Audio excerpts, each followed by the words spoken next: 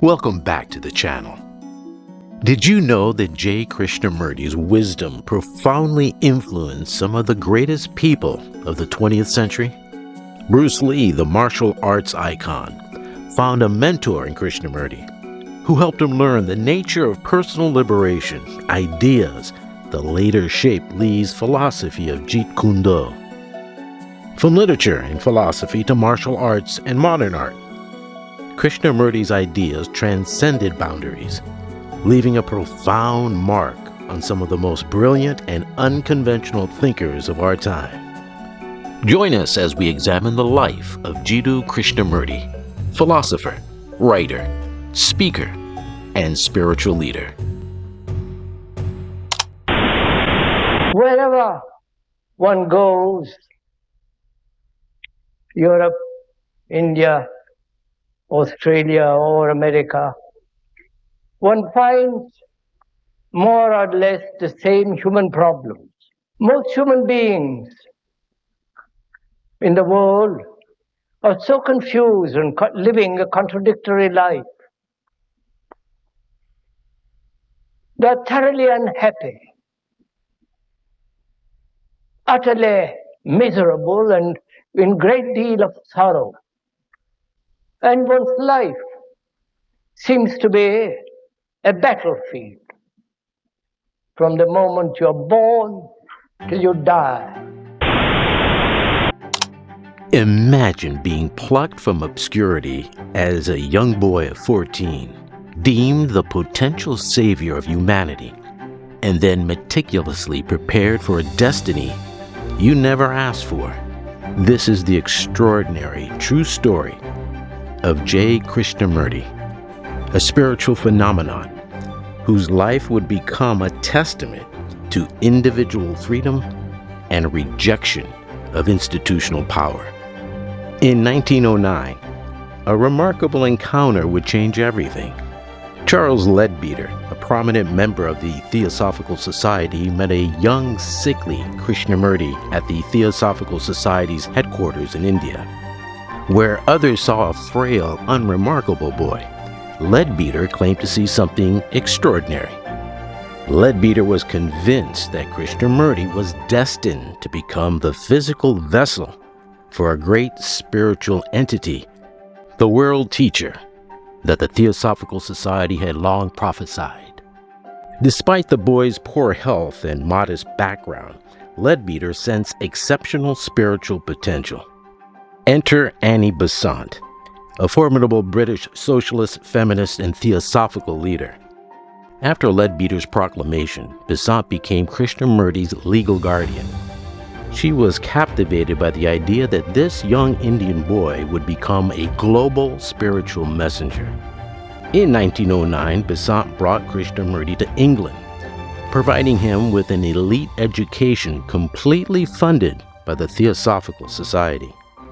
He was educated not just academically, but spiritually, prepared to fulfill a prophecy that would define his early life.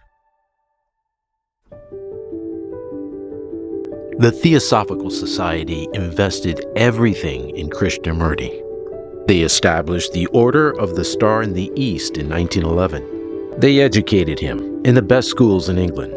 They prepared international audiences for his arrival as a spiritual leader, and they created elaborate mystical narratives about his supposed spiritual destiny.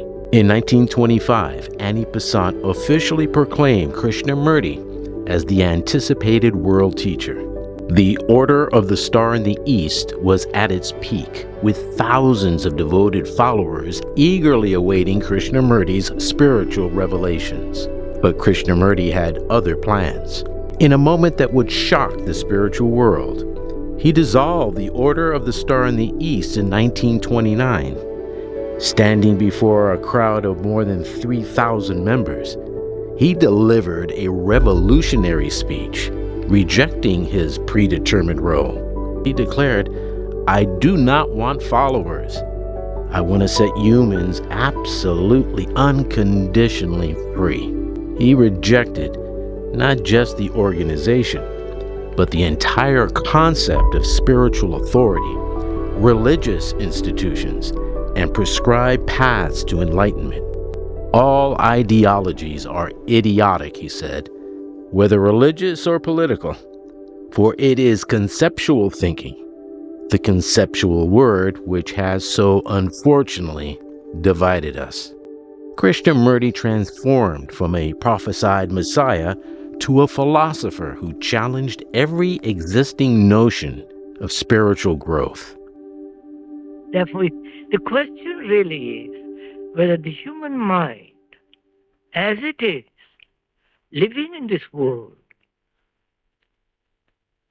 with wars, with the economic inequalities, with the immorality of society, and society is immoral, whether he can be totally good. He argued that true understanding comes from individual inquiry, not institutional decree. His relationship with Besant and the Theosophical Society became a profound metaphor for personal liberation, showing that no external force can dictate one's spiritual journey. In the end, Krishnamurti was not a guru, and he did not become a religious leader. Instead, he became a mirror, challenging each individual to look deeply within themselves, to question everything, and to discover their own true self. Nobody can teach you about yourself except yourself, he said.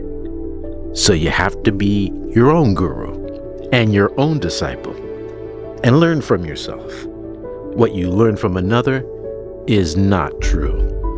Just to observe without naming it.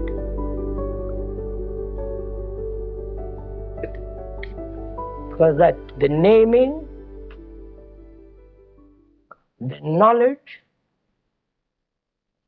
the experience prevents the mind from observing totally. So when the mind can look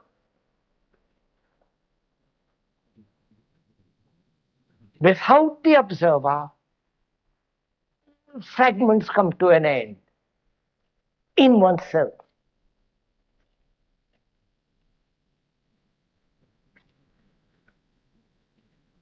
And this is really very important to grasp, to understand. And this cannot be taught by another. Krishnamurti taught that liberation is possible, but not by following gurus or religion, but instead through self-understanding.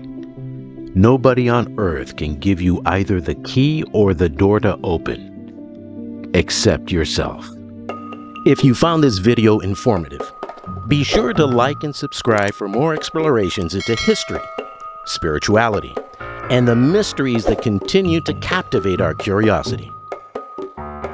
Until next time, keep exploring, and may your journey be filled with enlightenment and divine guidance.